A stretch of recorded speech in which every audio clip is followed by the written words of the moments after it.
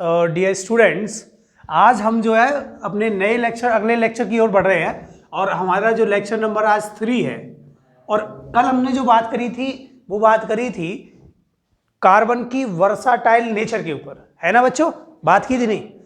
आपको समझ में आया होगा वर्साटाइल नेचर क्या होती है। हम उसमें एक पॉइंट और बढ़ा सकते हैं, क्या हो जाएगा? Multiple bond formation. मतलब कार्बन की एक और अच्छी नेचर होती है कि ये मल्टीपल बॉन्ड फॉर्म कर सकता है, यानी कि 1 2 3 बॉन्ड तक फॉर्म करता है कार्बन, यानी कि इसकी मल्टीपल बॉन्ड फॉर्मेशन की एक अलग अपनी एक प्रॉपर्टी होती है। समझ में आ रही है भाई? तो इसका मतलब कार्बन क्या कर सकता है? ये सिंगल बॉन्ड बना सकता है, यानी कि मोनो एटॉमिक एटम के साथ ये क्या करता है? मोनोवैलेंट के साथ क्या करेगा? सिंगल बॉन्ड बना लेगा। डबल बॉन्ड भी फॉर्म कर सकता है, यानी कि एक डबल बॉन्ड 2 सिंगल बॉन्ड। ये ट्रिपल बॉन्ड भी फॉर्म कर सकता है, यानी कि एक ट्रिपल बॉन्ड और एक सिंगल बॉन्ड। तो कार्बन अपनी वैलेंसी को इस तरह से पूरा कर सकता है। डबल बॉन्ड करे तो ये इस तरह से भी डबल बॉन्ड को अपना पूरा करता है, ठीक है। तो कार्बन की वैलेंसी को अगर हम मोनोवैलेंट के थ्रू शुरू करेंगे तो 4 बॉन्ड बनाएंगे सिंगल बॉन्ड, और अगर डाइवैलेंट दिखाएंगे तो 2 मोनोवैलेंट के साथ सिंगल बॉन्ड बनाएंगे, एक डाइवैलेंट एटम के साथ, फिर ट्रिपल बॉन्ड, सिंगल बॉन्ड, फिर डबल बॉन्ड। कुछ इस तरह से हम आसानी से बॉन्ड बना सकते हैं। तो कार्बन की यही नेचर इसको बहुत अच्छा बनाती है। और ऐसा क्यों होता है मैं फिर से बोलूंगा, ड्यू टू स्मॉल साइज, छोटा सा साइज के कारण ये ऐसे बॉन्ड फॉर्मेशन में कामयाब रहता है। और क्या? हाई वैलेंसी बोले तो ज्यादा वैलेंसी कितनी? 4 वैलेंसी जो करता है, मस्त वाली वैलेंसी है, 4 वैलेंसी को करता है, इसलिए मल्टीपल बॉन्ड फॉर्म करता है। साइज छोटा और वैलेंसी भी ज्यादा। जब किसी की वैलेंसी ज्यादा हो और साइज छोटा हो तो उस केस में ये क्या करता है? आराम से मल्टीपल बॉन्ड फॉर्म कर सकता है। समझ में आई? तो पहला कैटिनेशन, बताओ कैटिनेशन क्या था? बोलो कैटिनेशन क्या था? यूनिक एबिलिटी होती है to form bond to attach with the खुद के ही बॉन्ड के, खुद की एटम के साथ, attach to the there atoms, मतलब दूसरे कार्बन एटम के साथ। समझ में आ रही बात? तो जब ये दूसरे कार्बन एटम के साथ बॉन्ड बनाएगा अटैच होकर के, तो वहां भी एक कैटिनेशन प्रॉपर्टी आएगी। उसके बाद नेक्स्ट बात क्या आएगी हमारी? सेकेंड बात क्या आएगी बताओ? सेकेंड बात आएगी valency, tetra valency of carbon. फिर तीसरी बात क्या आएगी? Multiple bond formation. बताओ बात समझ में आएगी नहीं आपको? दिस इज यूनिक प्रॉपर्टीज, ठीक है, दिस इज यूनिक प्रॉपर्टी। तो पहले जो अगर मैं बात करूं कि सबसे पहले आपको ना कुछ बच्चों को यहाँ प्रॉब्लम आ रही है कि सर हम किस तरह से समझे कि उसकी वैलेंसी कितना है। अब वैलेंसी पता नहीं चल पा रहा है, तो उसको वैलेंसी को किस तरह से फाइंड किया जाता है। तो थोड़ा मैं आज का जो थोड़ा और बड़ा कर देता हूँ लेक्चर को, और इसको अलग से बात कर लेता हूँ वैलेंसी के बारे में, क्योंकि हमको पता होना चाहिए, ठीक है। तो वैलेंसी क्या है? द कंबाइनिंग कैपेसिटी है, सिंपल बोल सकते हैं combining capacity of an atom. किसी एटम की कंबाइनिंग कैपेसिटी है, एक एटम की दूसरे एटम के संग दोस्ती करने की कैपेसिटी है। क्या रुपया दो तो दोस्ती कर लंगो तो सही है ना? आजकल पैसे से दोस्ती हो गए, होती है शायद, हमारे टाइम पे तो दीदी हो या दो पता है 5 रुपये खवा गए वो दोस्ती कर लेते यहाँ पे, तो दोस्ती हो जाती थी। तो वहाँ कंबाइनिंग कैपेसिटी है, दोस्ती करने की कैपेसिटी कितनी है कि तो पर कितना पैसा है भाई। तो इसलिए combining capacity of an atom is known as valency. समझ में आई बात? अब वैलेंसी को किस तरह से फाइंड किया जाए? तो वैलेंसी को बेटा हम 2 तरीके से, आपकी लेवल 10th क्लास में, सिंपल 10th क्लास में पढ़ना है, 10th क्लास की लेवल पर हम 2 तरीके से सीख सकते हैं वैलेंसी को फाइंड करना। कौन कौन सी? एक तो वे एटम, दोज एटम्स हैविंग 1 2 3 4, ठीक है, इलेक्ट्रॉन इन वैलेंस शेल। एक तो वे एटम्स जिनके वैलेंस शेल में 1 2 3 4 एटम हो, उनकी वैलेंसी निकालना चाहिए। और those atom having 5 6 7 8 electron in valence shell. एक तो वे एटम जिनके वैलेंस शेल में 1 2 3 4 इलेक्ट्रॉन होते हैं, एक वे एटम जो जिनके वैलेंस शेल में 5 6 7 8 इलेक्ट्रॉन होते हैं। I am talking about up to 20 only. मैं ज़्यादा की बात नहीं कर रहा हूँ, केवल 20 की बात कर रहा हूँ, क्योंकि इससे ऊपर अगर अभी 21 पर जाएंगे तो उनकी वैलेंसी थोड़ा फिक्स नहीं होती, वहाँ वेरिएबल चीज़ें हो जाती है, वेरिएबल हो जाती है वैलेंसी, बदलती हुई, कोई 2 भी दिखाएगा, 3 भी दिखाएगा एक ही आदमी। तो इसलिए थोड़ा हम यहाँ पे ही बात करें आपके लेवल पे। सो मैंने कहा एटम की जो वैलेंसी है वो कैसी है, इस तरह से फाइंड करेंगे। मतलब जैसे इसकी वैलेंसी कैसे फाइंड करेंगे, जिनकी वैलेंसी में 1 2 3 हो तो इनकी जो वैलेंसी होती है ना वो वैलेंस शेल के इलेक्ट्रॉन के बराबर ही हो जाती है, वैलेंस शेल इलेक्ट्रॉन के बराबर हो जाती है। और इनकी वैलेंसी, अगर इनकी वैलेंसी फाइंड करनी है बेटा जी, तो हम क्या करेंगे, 8 माइनस के नंबर ऑफ वैलेंस इलेक्ट्रॉन। ठीक है, इस तरह से फाइंड करेंगे हम। क्लियर हो रहा है भाई? अगर मुझे इसकी फाइंड करनी है, सपोज एग्जांपल आपसे कह दिया कि भाई पोटेशियम की वैलेंसी कितनी है, तो हमने क्या कहा, पोटेशियम का एटॉमिक नंबर कितना होता है 90। इलेक्ट्रॉन कॉन्फ़िगरेशन कर दो, इलेक्ट्रॉन कॉन्फ़िगरेशन तो आना चाहिए 281 होता है। इसके वैलेंस शेल में कितने इलेक्ट्रॉन बेटा, सॉरी 2881 हो गया, बिल्कुल सही बात है, सही बात, एकदम बढ़िया। तो 2881 हो गया इसके इलेक्ट्रॉन कॉन्फ़िगरेशन, तो इसके वैलेंस शेल में कितने इलेक्ट्रॉन है, 1 है। तो इसकी वैलेंसी भी कितनी हो जाएगी बच्चा, इसकी वैलेंसी भी हो जाएगी 1। इसलिए आपको याद है हमने कार्बन की वैलेंसी कितनी बोली थी, कार्बन का 6 होता है, 2 4 होता है, तो इसकी वैलेंसी हमने 4 बताई थी कि नहीं, क्योंकि इसके वैलेंस शेल में कितने इलेक्ट्रॉन है, 4। लेकिन जिनके वैलेंस शेल में ये वाले आ गए तो उनको कैसे फाइंड करेंगे, जैसे ऑक्सीजन की बात करते हैं तो 8 होता है, 2,6 हो गया, वैलेंस शेल में 6 इलेक्ट्रॉन है। हमने क्या करना है, इनकी वैलेंसी फाइंड करने के लिए 8 माइनस के 6 बराबर कितना आएगा, 2। यानी कि अब ये 2 इलेक्ट्रॉन, भाई 8 करने होते हैं ना वैलेंस शेल में, तो 8 में से माइनस कर दिया हमने, तो इसका मतलब है इसको क्या करना है, अपनी वैलेंसी इस तरह से फाइंड करना है।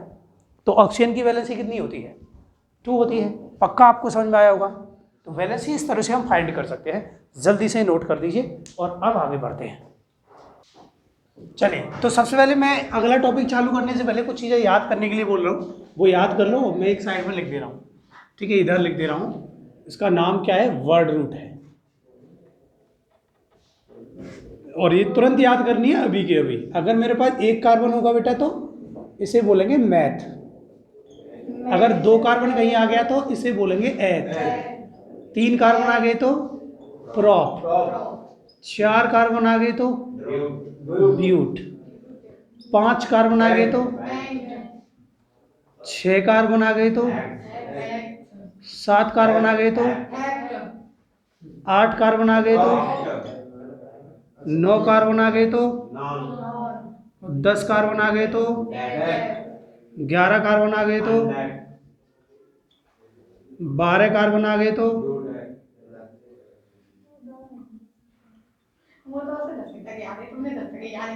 13 कार्बन आ गए तो ट्राइडेक। ठीक है, रेस्ट तो कहानी चलती जाएगी, तो आप कर सकते हैं। तो इतना है, आपको 10 तक तो कम से कम याद करना है, it is compulsory to 10, up to 10। Okay, meth, eth, prop, but, pent, hex, hept oct, non dec. तो अगला कंसेप्ट है हमारा हाइड्रोकार्बन। क्या है, हाइड्रोकार्बन। तो हाइड्रोकार्बन सबसे पहले होते क्या है, those organic compounds which are made up of hydrogen and carbon with covalent bond. Hydrogen और कार्बन के बीच में कोवलेंट बॉन्ड के द्वारा जो बॉन्ड बनते हैं, उनको हम, जो कंपाउंड बनते हैं उनको हम क्या बोलते हैं, हाइड्रोकार्बन। समझ में आई? तो those organic compound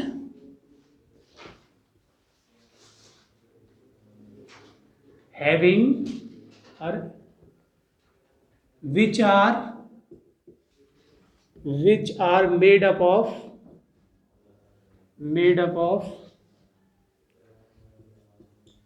hydrogen and carbon with covalent bond। किसके द्वारा बनेंगे, covalent bond, called hydrocarbon. Hydrocarbon. पता समझ में आया कि नहीं? हम अपनी डेली लाइफ में भी हाइड्रोकार्बन का बहुत सारा यूज करते हैं। अच्छा, एक हाइड्रोकार्बन बताओ जो केवल हाइड्रोकार्बन जिसमें हाइड्रोजन और कार्बन ही हो, जो हमने डेली लाइफ में यूज करते हैं, जैसे बताओ। वो H2 क्या है? वो हाइड्रोकार्बन थोड़ा ना है, गैस है, इनऑर्गेनिक मॉलिक्यूल है। और अरे एलपीजी गैस, एलपीजी गैस जो होती है, प्रोपेन और ब्यूटेन का मिक्सचर होता है उसमें, प्रोपेन और ब्यूटेन का मिक्सचर होता है। तो एलपीजी गैस को भी हम यूज करते हैं ना खाना बनाने के लिए। अब बिना एलपीजी के तो आजकल खाना नहीं बनना, नहीं तो फिर लकड़ियों का यूज करना पड़ेगा। सही है कि नहीं? ये बात समझ में आ गई कि आपको? ठीक है, उसके बाद हम इनका क्लासिफिकेशन पढ़ते हैं। तो क्लासिफिकेशन ऑफ हाइड्रोकार्बन, अगला कंपाउंड रहेगा हमारा क्लासिफिकेशन ऑफ हाइड्रोकार्बन। तो हम मेनली इसको दो भागों में बांटते हैं, एक तो सैचुरेटेड हाइड्रोकार्बन, अनसैचुरेटेड, दूसरा अनसैचुरेटेड हाइड्रोकार्बन।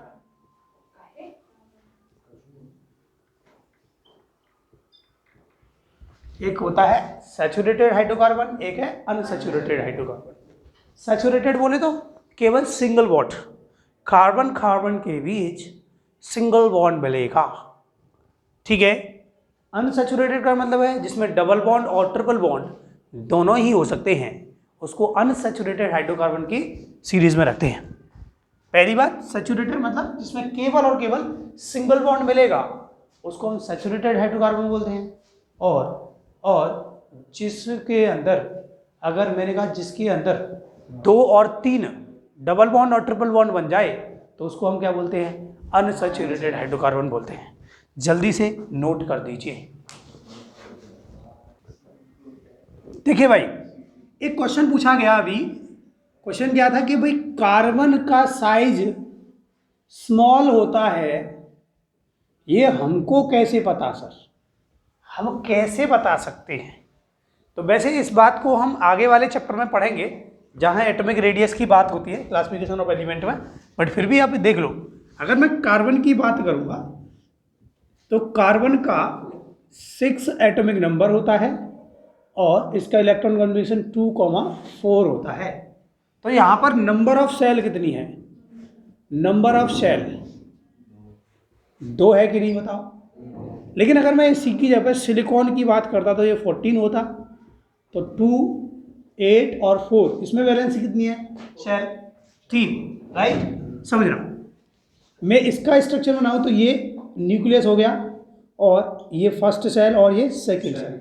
इसका बनाऊंगा तो ये न्यूक्लियस हो गया, ये फर्स्ट सेल, सेकंड सेल और थर्ड सेल। अब बताओ दोनों में से साइज किसका बड़ा है? तो बताओ कार्बन का साइज छोटा है कि नहीं? समझ में एक बात? ठीक है, तो हम नंबर ऑफ सेल के बेस पे बताएंगे। अच्छा, और भी चीजें हैं यहाँ पर, एक और है इफेक्टिव एटॉमिक नंबर भी आएगा, इफेक्टिव एटॉमिक नंबर, वहाँ भी हम सीखेंगे। तो फिलहाल हम ये चीज़ आपको याद रखनी है, इफेक्टिव न्यूक्लियर चार्ज भी आता है, ठीक है। चलिए, तो इतना नोट करिए करना चाहें तो। अब देखो, कल हमने बात करी कार्बन के बारे में, आपको ये स्ट्रक्चर दिख रहा होगा। इस स्ट्रक्चर के अंदर ये जो दिख रहा है ये कार्बन है और ये मैंने हाइड्रोजन माने हैं, ठीक है। यहाँ पर कार्बन की 4 वैलेंसी जो हमने कल बात करी टेट्रा वैलेंसी, उसके अंदर ऐसा स्ट्रक्चर होता है 3D स्ट्रक्चर, जो हम बात कर रहे हैं टेट्राहेड्रल स्ट्रक्चर। कल बच्चे थोड़ा पूछ रहे थे कि टेट्राहेड्रल स्ट्रक्चर कैसा होता है, तो वो ऐसा होता है, ठीक है। और इनके बीच का जो बॉन्ड एंगल है वो कितने का है? 109 डिग्री 28 मिनट का। कल हमने स्ट्रक्चर बनाया था ना ऐसा, देखो याद हो आपको, ऐसा बनाया था ना, ऐसा ऐसा। तो ये जो स्ट्रक्चर है ना वो यही है, वो स्ट्रक्चर यही है, वो 3D में दिखाया जाएगा आपको, ठीक है, ऐसा स्ट्रक्चर जो है। चलिए, तो अब हम हाइड्रोकार्बन पे फिर से आगे बढ़ते हैं, हाइड्रोकार्बन की ही बात करते हैं। तो हमने हाइड्रोकार्बन की क्लासिफिकेशन पे बात कर रही थी, बीच में क्वेश्चन जो आ जाते हैं फिर उसको कराना पड़ता है। देखो, मैंने बात करी, एक तो सैचुरेटेड हाइड्रोकार्बन होता है, एक होता है अनसैचुरेटेड हाइड्रोकार्बन। सैचुरेटेड हाइड्रोकार्बन जिनके अंदर वे हाइड्रोकार्बन या those hydrocarbon having single bond between 2 carbons is known as यानी कि कार्बन कार्बन के बीच में आपको सिंगल बॉन्ड दिखेगा। अब सिंगल बॉन्ड तो हाइड्रोजन भी बना सकता है, तो एक कार्बन से भी स्टार्ट हो जाएगी कहानी, ठीक है। और अनसैचुरेटेड में इसमें डबल बॉन्ड मिलेगा या ट्रिपल बॉन्ड मिलेगा आपको, ठीक है। इसीलिए ये जो सैचुरेटेड हाइड्रोकार्बन है उसको हम फर्दर क्लासिफाइड करते हैं, इसको हम बोल देते हैं एल्केन, इसको नाम देते हैं एल्केन। और इसको हम दो भागों में बांट देते हैं, एक तो होता है एल्कीन और एक होता है एल्काइन, ठीक है। अब मैं आगे बात करूं तो एल्केन के अंदर क्या होगा, मैंने कहा वही सिंगल बॉन्ड मिलेगा, एल्कीन के अंदर डबल बॉन्ड मिलेगा, एल्काइन के अंदर ट्रिपल बॉन्ड मिलेगा, पक्का याद रखना है भाई, ठीक है। अब एल्कीन के अंदर बात करेंगे तो सिंगल बॉन्ड है, इसका जनरल फॉर्मूला क्या है, जनरल फॉर्मूला है CnH2n + 2, this is general formula, this is what, general formula, okay. और इसके बारे में बात करें तो ये क्या है, CnH2n, इसका जनरल फॉर्मूला CnH2n है और इसका CnH2n -2। मतलब जैसे जैसे बॉन्ड बढ़ रहे हैं वैसे वैसे हाइड्रोजन हमारे डिक्रीज हो रहे हैं, बॉन्ड बढ़ने पर हाइड्रोजन डिक्रीज हो रहे हैं। आप देखें इसमें +2 हो रहा है, इसमें डबल हो रहा है और इसमें -2 हो रहा है, सही है कि नहीं? यानी कि कार्बन अगर N है तो हाइड्रोजन इसके डबल करने के बाद 2 जोड़ने पर होंगे हाइड्रोजन इसके अंदर, एल्केन सीरीज के अंदर। और अगर इसके अंदर बात करें तो अगर कार्बन N है तो ये 2N डबल कर देंगे केवल हाइड्रोजन के लिए। इसके अंदर क्या करेंगे, कार्बन अगर N है तो उसके डबल करने के बाद 2 माइनस कर देंगे, तब हमारे पास एल्काइन का स्ट्रक्चर फॉर्मूला आ जाएगा, ठीक है। समझ में आ गई मेरी बात। अब इसका नाम कैसे, इसका IPAC नाम कैसे लिखते हैं, अभी मैं IPAC की फुल फॉर्म भी बताऊंगा आपको, ठीक है। IPAC नाम कैसे लिखते हैं, वर्ड रूट के साथ अगर आप N जोड़ देंगे तो ये क्या हो जाएगा, IPAC। अब यहाँ पर वर्ड रूट कौन सी है, देखो अभी मैंने लिखा मेथाइलप्रोपेंट और AN का मतलब ये रहा एल्केन में N, यानी कि इस N को हम यहाँ पर एक और बोलते हैं, नाम देते हैं इसको सफिक्स। क्या नाम देंगे इसको, सफिक्स नाम देते हैं, जो पीछे जो लगाई जाती है उस चीज को हम सफिक्स नाम देते हैं। समझ में आ गई बात। और इसके अंदर बात कर रहे हैं हम, तो इसके अंदर IPAC नाम कैसे लिखेंगे, वर्ड रूट के साथ इन जोड़ देंगे, इसका मतलब इसके अंदर सफिक्स कौन है, इन, ओके। और वर्ड रूट उसके बाद क्या करते हैं, इसके बाद वर्ड रूट के साथ आयन जोड़ देंगे, सही है कि नहीं। इसका मतलब इसके अंदर सफिक्स कौन है, आई। यहां पर हम जो n की वैल्यू है, यहां पर हम n की वैल्यू को 1 से स्टार्ट कर सकते हैं और यहां पर हम n की वैल्यू को केवल और केवल 2 से स्टार्ट करेंगे। यहां पर भी हम n बराबर 2 से ही स्टार्ट करेंगे। क्यों, क्वेश्चन है क्यों, क्योंकि 2 कार्बन के बीच में ही डबल बॉन्ड बन सकता है, हाइड्रोजन तो बना ही सकता है डबल बॉन्ड, इसलिए हमें 2 कार्बन ही चाहिए एल्काइन बनाने के लिए। समझ में आई ना। तो 2 कार्बन होंगे तो स्टार्टिंग में कितने होंगे, n बराबर 2 से स्टार्ट करेंगे, क्योंकि 2 कार्बन हो गए ना। यहाँ n क्या है आपको ये पता होना चाहिए भाई, n बराबर क्या है, यहाँ n बराबर है नंबर ऑफ, दिख रहा है इसमें, नंबर ऑफ कार्बन, ठीक है। n बराबर क्या है, नंबर ऑफ कार्बन। सो इसीलिए हमने क्या कहा, इसमें अगर नंबर 1 से चालू करेंगे तो हम आसानी से स्टार्ट कर लेंगे, लेकिन इसमें 2 कार्बन होने ही चाहिए, कंपलसरी है। ऐसे उसमें भी ट्रिपल बॉन्ड बनाने के लिए 2 कार्बन होना चाहिए, कंपलसरी है कि नहीं भाई। 2 कार्बन नहीं होगा तो ट्रिपल बॉन्ड कहाँ से बना लोगे आप, तो 1 और 2 कार्बन होना जरूरी है, इसीलिए। समझ में आई मेरी बात। अब याद कैसे करें सर, हम एल्कीन भूल जाएंगे, हम कंफ्यूज हो जाते हैं कि एल्कीन का जनरल फॉर्मूला क्या है, या एल्कीन किस में डबल बॉन्ड ट्रिपल बॉन्ड होता है। तो ऐसे याद कर लो, मान लीजिए आप बोझ लेके आ रहे हैं, अब बोझ कम है तो आराम से चले आएंगे केन करते हुए, गाना गाते हुए, लेकिन अगर बोझ बढ़ गया तो की कर जाएंगे, और बोझ बढ़ा दिया तो काई कर जाएंगे। यानी कि जैसे जैसे भैया ऐसे करो, मान लो किसी ने डंडा मारा तो पहले केन, फिर एक दूसरा डंडा मारा तो की, और तीसरा मारा तो काइन। सिंगल बॉन्ड केन, डबल बॉन्ड की, ट्रिपल बॉन्ड काइन। समझ में आई मेरी बात। कि काहे करवाऊँ?